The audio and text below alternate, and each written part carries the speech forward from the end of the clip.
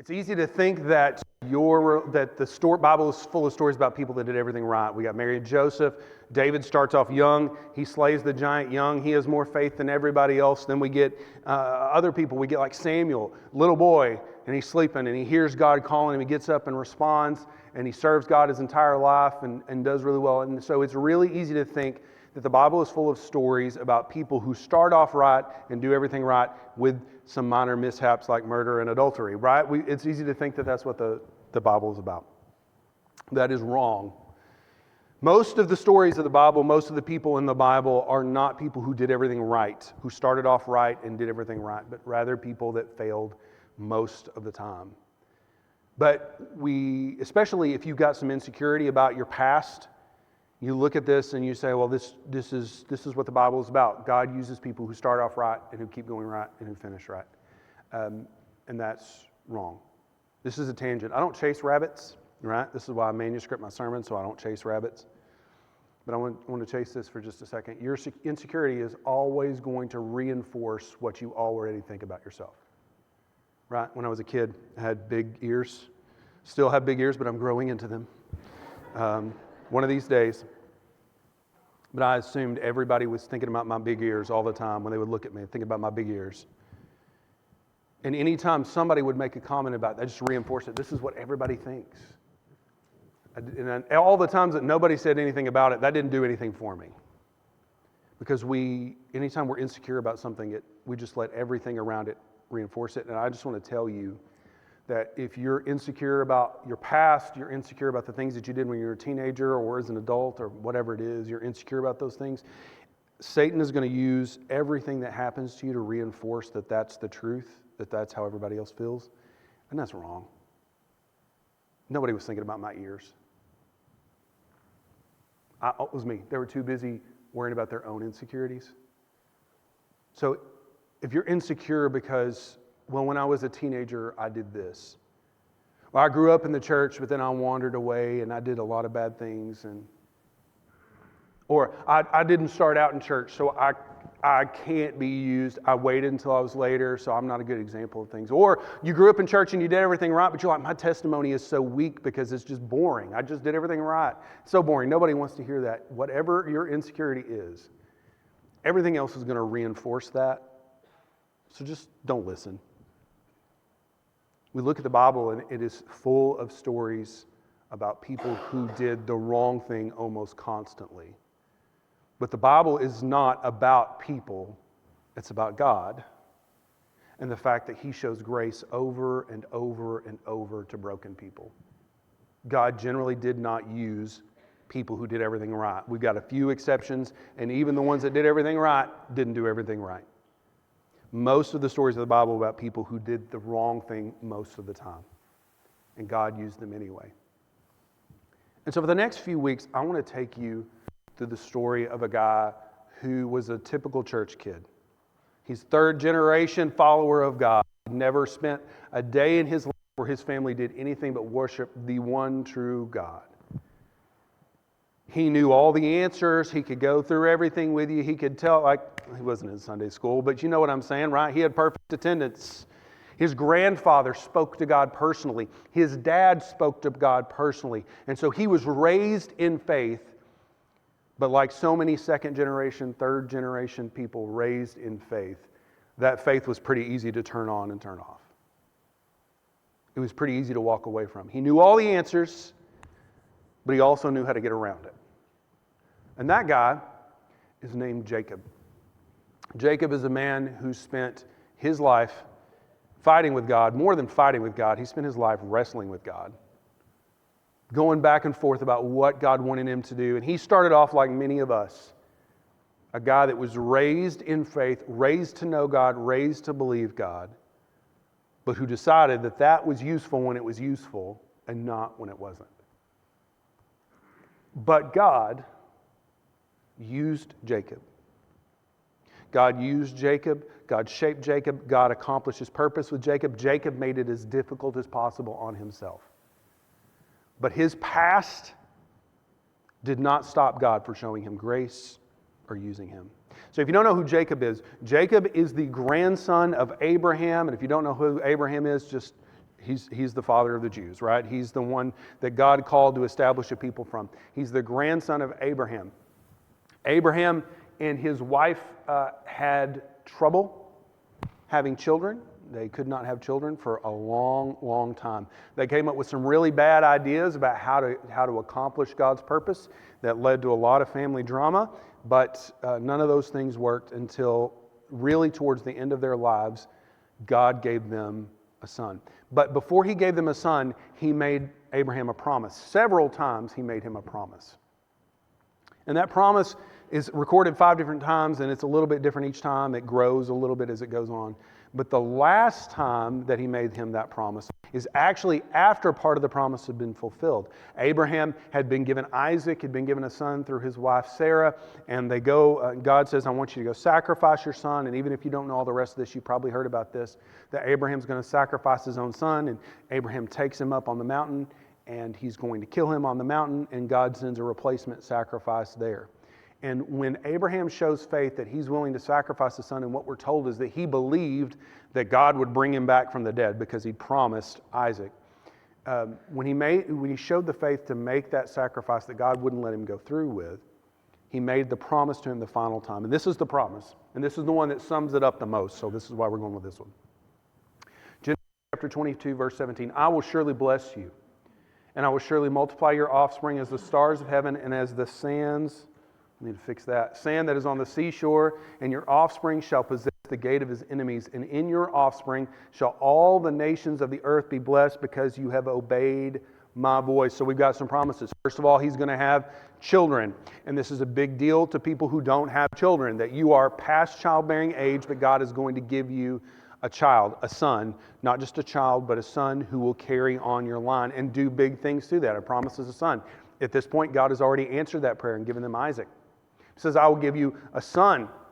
And it's not just going to be a son, but it's going to be lots and lots of descendants. You will have an entire nation come from you, which is a pretty big deal for a barren couple to have fulfilled. They're going to have all of those. They're going to have lots of land. They're going to have the promised land and more at different times.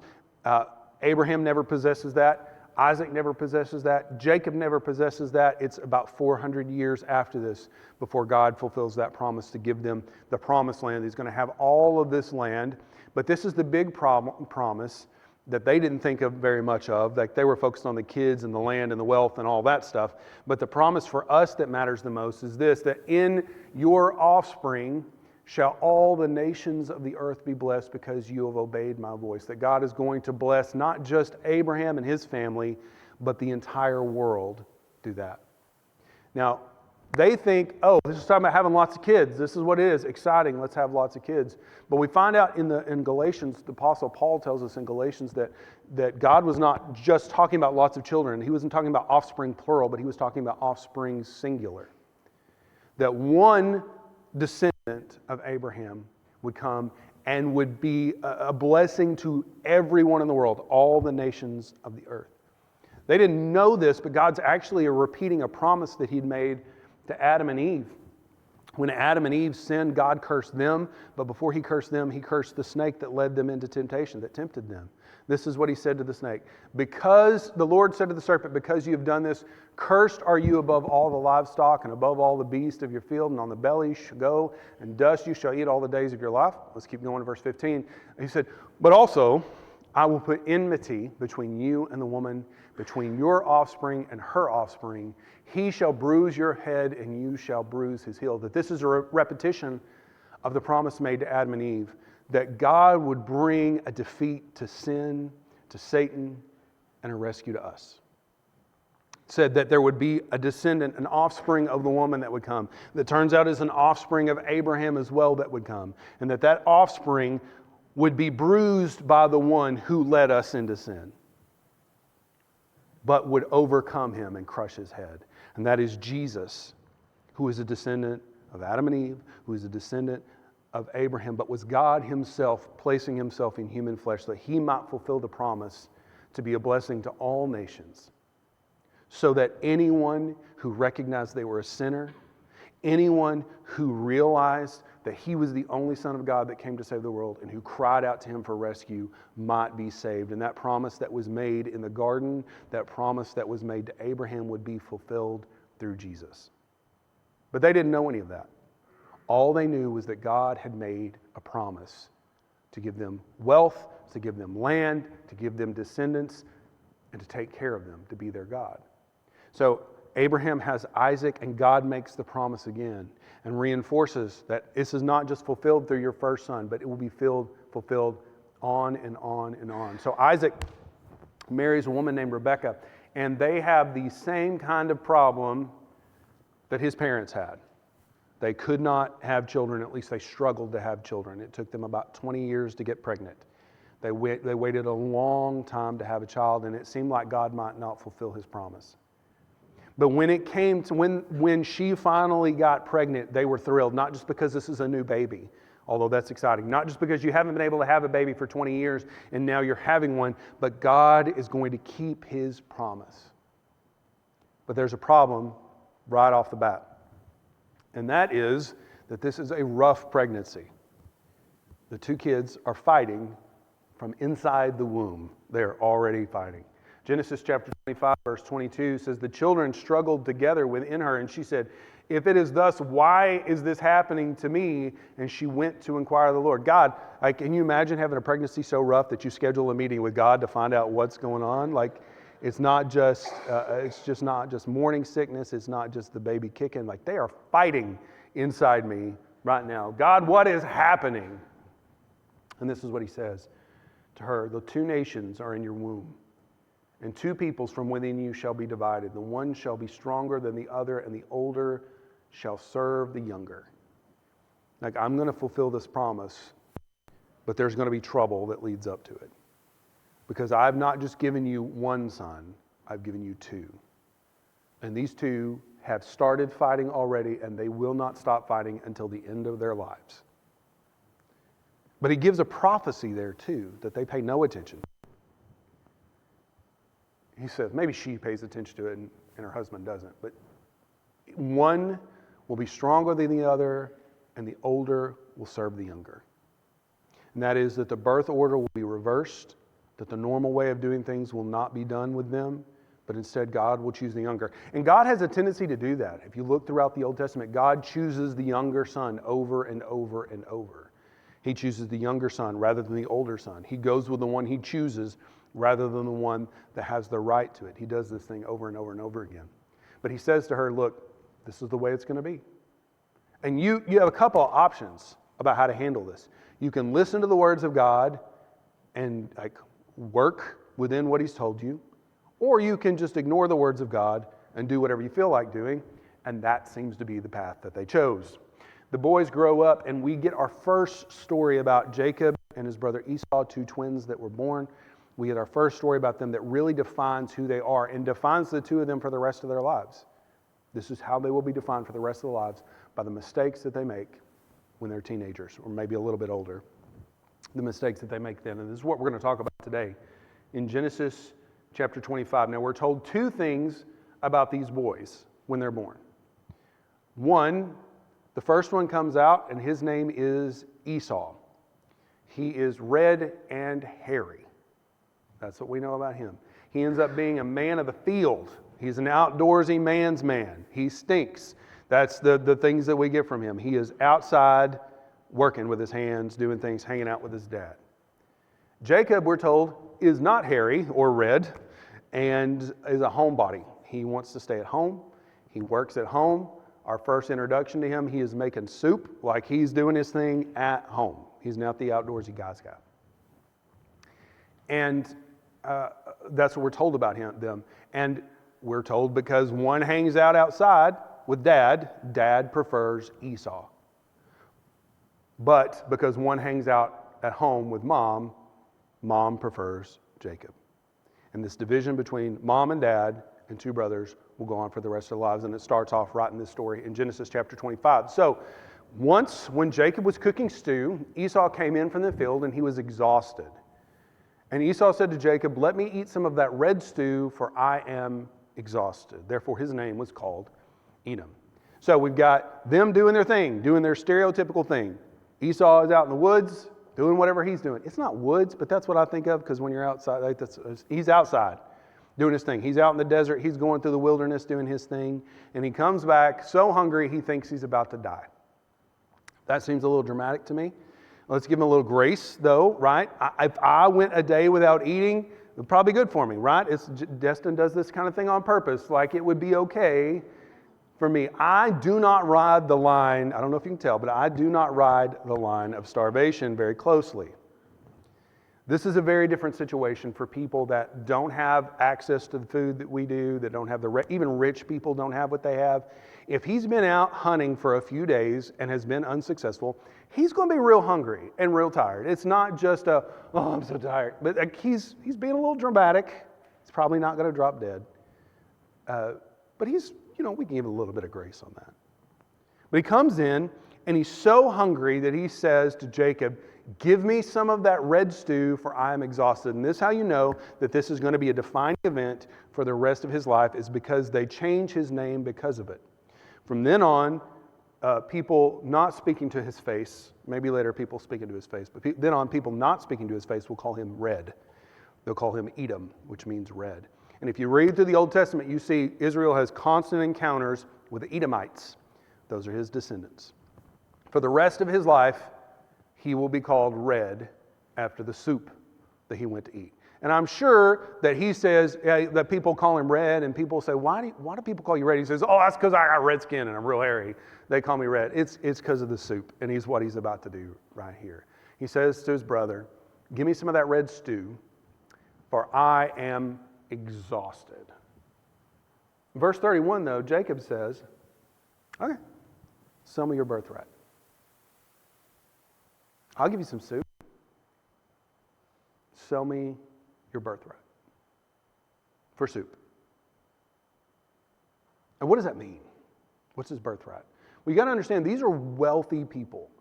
Abraham, whenever his nephew Lot was captured, took 300 plus trained men from his servants and defeated that army and brought things back. Okay? So he had enough people in his camp, in his possession that he led, that he had 300 men that were trained to fight that he was able to take. That doesn't count everybody else that's left. And that's been a long time. Abraham is dead. Isaac is probably dead at this point. Jacob has all of that wealth, and it's just been growing. Isaac has all this. I'm getting mixed up. Abraham is dead. Isaac is still alive. But Jacob has all of this wealth that's coming to them, and they have to decide who it's going to go to. And so he says, sell me your birthright. So these are wealthy people that have a lot coming to them. So what exactly is included in the birthright? What is he trading for soup? First of all, he would be trading a double portion of his inheritance. So you're going to divide everything that this family has into 3, and the oldest one gets 2, and the youngest one gets 1. That's how that works. Going to divide it all up, and the oldest gets a double portion. The second thing that he gets is family leadership. Even if you're going to divide this stuff up, you're probably not going to divide this stuff up. He's going to have his own flocks, but they're going to stay together because they're not from that place. They don't live in that place. They don't have a ton of allies in that place. They are a target for the other nations around them. And so if they split up, that's going to make them vulnerable. So they're probably going to stay together. But what will happen is the one with the birthright will be in charge of all that happens with the family corporation, and the other one won't. The third thing that's going to happen is the family authority. It's not just in charge of all the wealth, even though you own some of it, you're going to keep it all together. It's not just that. But he will have to obey his brother. Forget all the money. I don't want to do what my brother tells me to. The fastest way in the world for me to get Joey to do something is to tell him not to do it. That's how that works. And if I want to give him advice, I cannot give it to him straight on. I got to come at it sideways. Lauren and I have talked about this. I will give advice to somebody else while Joey is next to me, and he'll take it.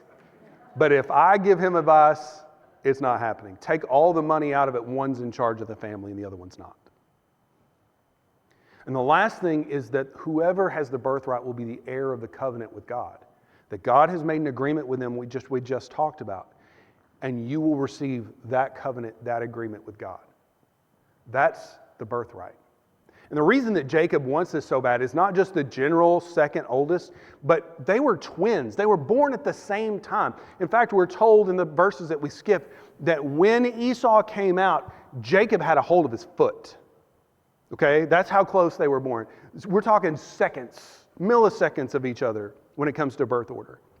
And you know, Jacob spent his entire life thinking, if I'd gotten to the light first, right? If I'd gotten to the light first. Losing by just a couple of seconds. Obeying your brother, losing out on a third of the wealth, having to obey your brother for the rest of your life. And you know, this is not the first time this has come up with the brothers. And Jacob sees his moments like, you are not that tired. You know, you're not that tired. But if you're really that tired, give me your birthright, and I will give you some soup. This makes Panera soup look reasonably priced. Okay, this is where we're at in this. And you got to think that, why is this story even in here? Because clearly it's, no, I'm going to go to the next tent where there is more food. Mom is probably cooking too. I will go over there. Surely there is some food laid up somewhere around here. You're thinking, there's no way he's going to do this. Why is this even here? But that's not what Esau does. He says in verse 32, I am about to die. Of what use is a birthright to me? I'm about to die. I'm so hungry, I'm going to die right now. So what do I care about what happens in the future? You're going to get the birthright anyway when I die right now because I'm so hungry. We can laugh at him because you've done this, right? Not trade your birthright for soup, but trade a temporary solution, trade your future for a temporary solution. You've done that. Maybe it was when you were a teenager. This seems like a teenage conversation. Maybe it was when you were a teenager and you knew that guy was trouble, but being with him just made you feel like things were better. And everybody tried to say, hey, you're going to regret this. But for the moment, it just made things better. And so you trade your future for a temporary solution. It's not so funny anymore, is it? Or your car breaks down. Your car breaks down. And you got to have a safe, reliable vehicle. You got to have a safe, reliable, and the only ones that are safe and reliable are brand new, right? So you go to the dealer, and he convinces you, you got to have safe and reliable, but the payment's not that much extra if you go with safe, reliable, and super nice. Like, I can do that. And you can, as long as nothing goes wrong. And you trade relief in the moment for monthly stress because you don't know how you're going to make that payment if anything goes wrong.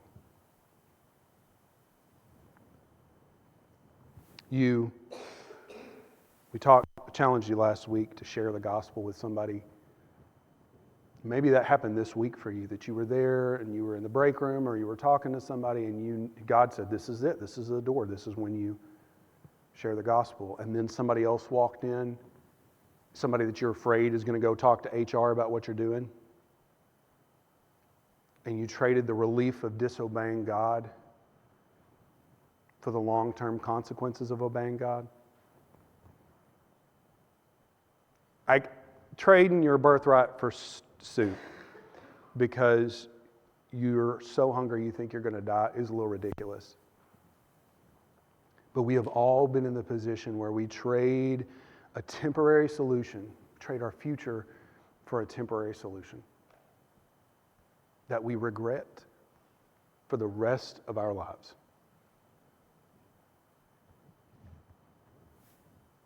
Jacob said, verse 33, swear to me now. He's like, this loser is really going to do this?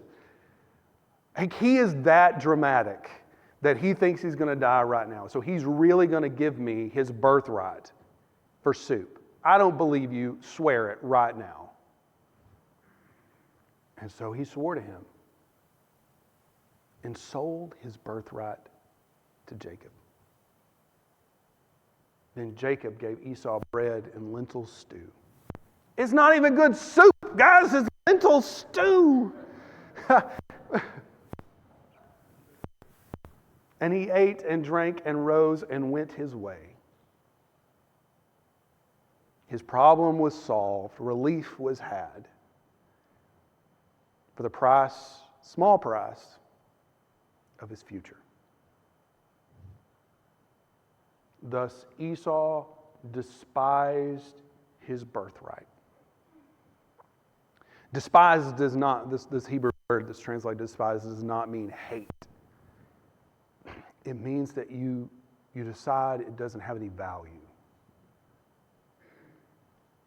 You value the future, you value the long-term results less than you value temporary relief. This will define Esau for the rest of his life. They will call him Red after the soup that he traded his birthright for. It will follow him every day. And some of you know what that feels like. Some of you know what it's like to trade your future for a temporary solution. But he's not, you got a sucker in the deal, but then you've also got the bad guy, other bad guy in the deal, which is Jacob, who thinks he has won. And it was a fair deal, right? He didn't coerce him into it. He was just being dramatic. Nobody forced him into this. There was nothing illegal about this deal that he just made. It was his to give. It was his to take. They took it and made the deal. But it will define Jacob for the rest of his life too. He will have to flee his home because of this and other decisions that he makes. He might get the birthright. He might have access to all of that in the future, but it will cause him to leave his home for 20 years out of fear for his life. Not because he was the sucker, but because when there was an opportunity in front of him, instead of considering what was the right thing to do, he considered what was the acceptable thing to do.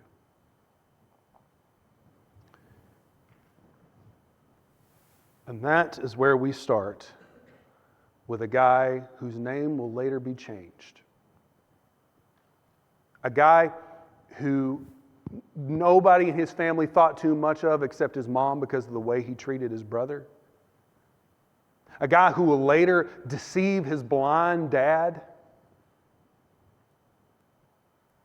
A guy that you would not want your kids hanging out with. Later, his name will be changed to Israel.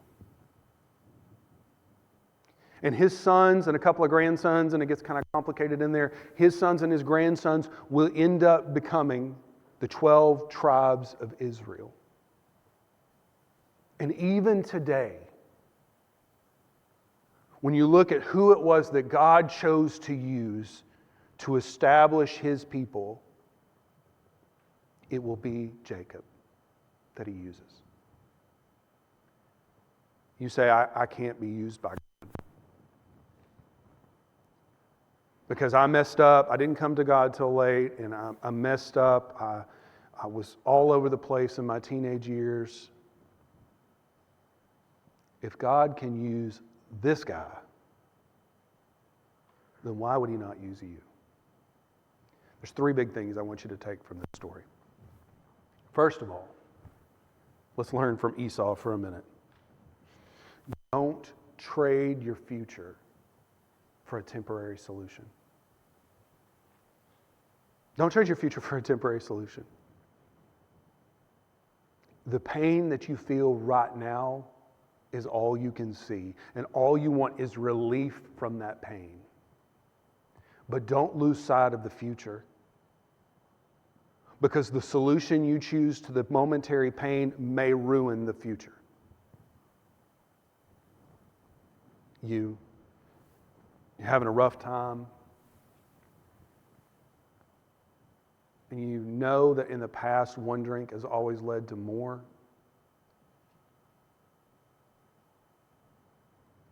But you're hurting so bad that you figure, I could just keep it to one this time.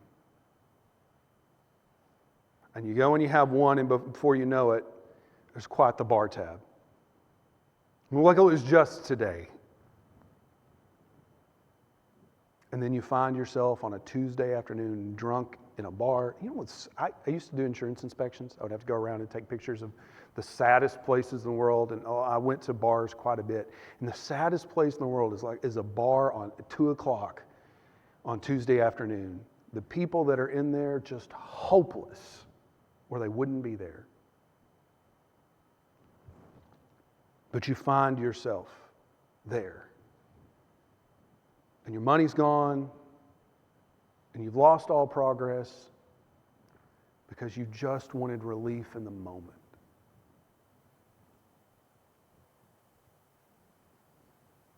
You know what God wants you to do.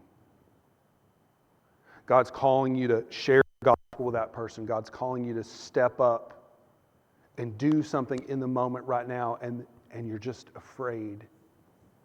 You're afraid of what will happen. You're afraid of what other people will say. You're afraid of what happened with your job. You're just afraid. And so you look for any path out of obedience. Look for any path out of obedience. Anything that will get this pressure off you that you feel from God. You look for any path out, and then you take it. And then you realize that you've done that not just once, but over and over and over again. And now the doors that were open to you are closed.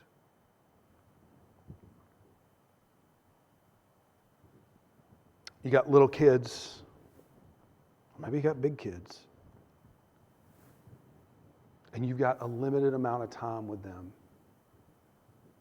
And you're so afraid because of how you grew up. You're so afraid of not having money. You're so afraid of being poor. You're so afraid of not being able to get by. You're so afraid, and that just pushes down on you. And because you're so afraid of that, you just take the job that pays the most, and it doesn't really matter how many hours you have to work. It doesn't matter what you have to give away. It doesn't matter what you have to do. You just got to get away from that fear. You've got to get some relief from that in the moment. And so you go and you work and you work and you work, and your children's lives slip by you.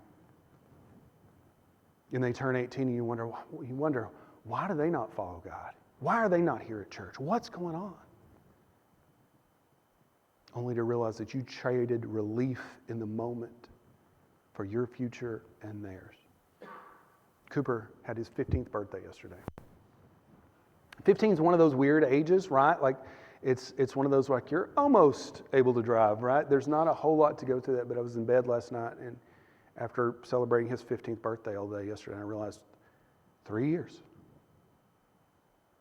3 years. He will stay home longer than that. Don't worry. He wants to be close to his mama. He will stay home longer than that. 3 years. Will I trade what is only available right now, this future relationship, for something that I'm scared of, just to get relief from something I'm scared of, to get relief from pain, to try to get a little bit ahead? What will I trade for a future that I won't get back? Don't trade your future for a temporary solution.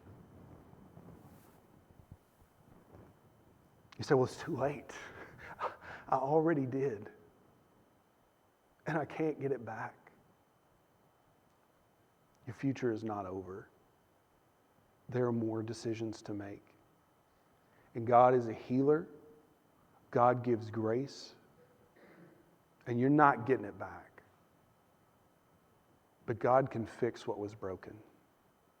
But you've got to stop choosing to make the same mistakes you've made before. Just because you can, and this is from Jacob, just because you can, doesn't mean you should. You think about Esau is just,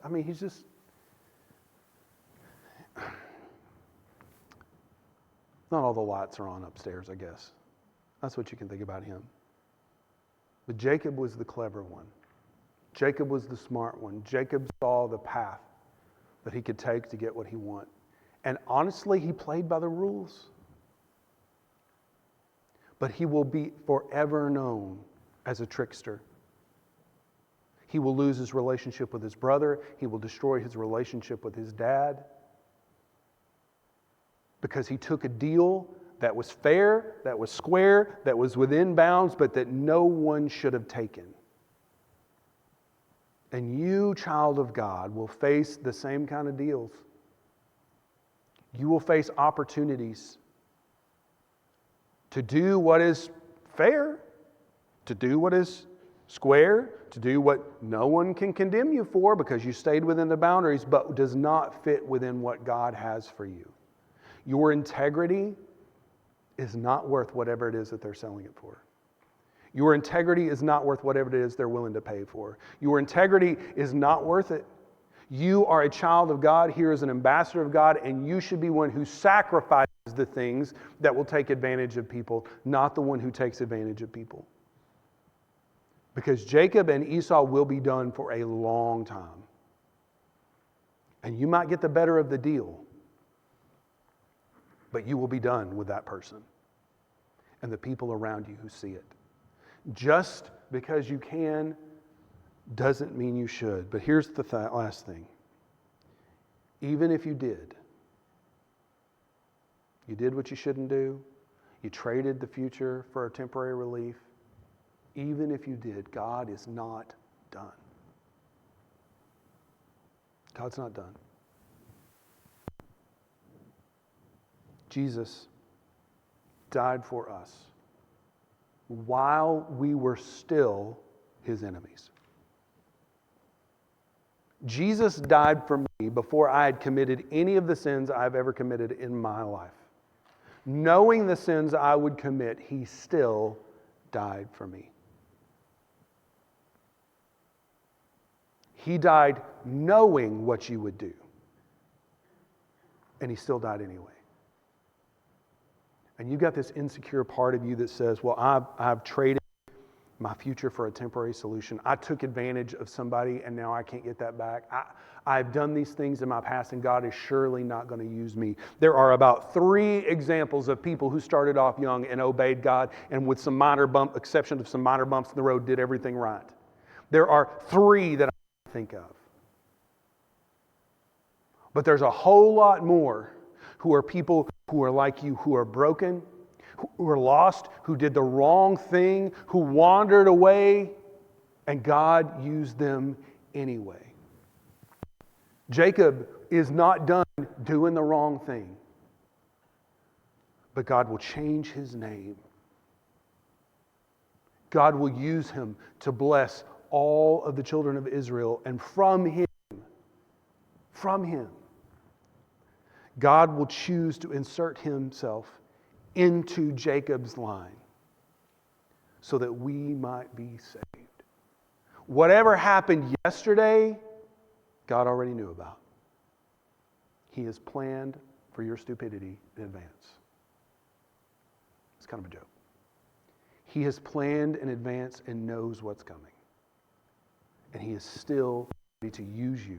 He is still ready to save you. He is still ready to do his work in your life, just like he would do with Jacob, just like he did with Abraham, just like he did with Isaac, all throughout the Old Testament and the New. The question is, what will you do with what God wants to do? Will you say, I'm not good enough, I've made these mistakes, I can't come back from it, so I'm just going to sit right here where I'm at? Or will you accept the gift of grace that he's offering you?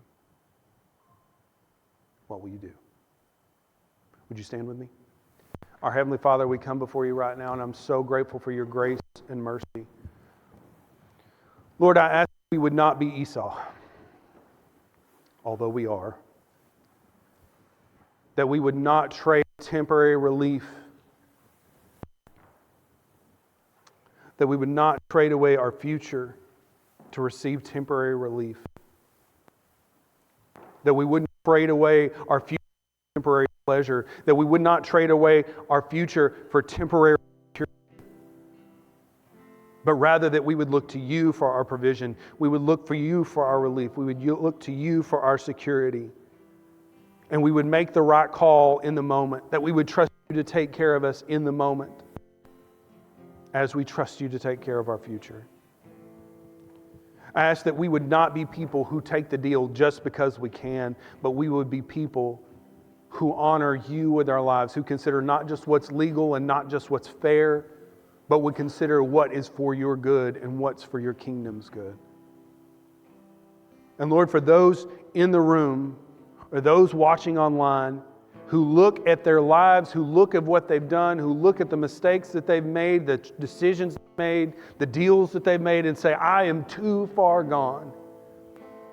I ask that they would let you be the judge of that. That they would accept the grace that you offer in spite of that. That they would accept a new start today. And Lord, I've mostly got on my mind the people who know you and have made the wrong call. But Lord, I know that you may have people in here with us today who don't know you at all, who think that they are not worthy to be forgiven, and they're right. But I ask, Lord, that you would help them to look away from what they deserve and instead look to what you offer anyway. That in spite of what they've done, in spite of the deals that they've made, in spite of what they've traded away in the past, that they would see that you offer a new solution, that you are a good, good Father, and that they would accept you today. Help us, lead us, show us. And it's in Jesus' name I pray. Amen.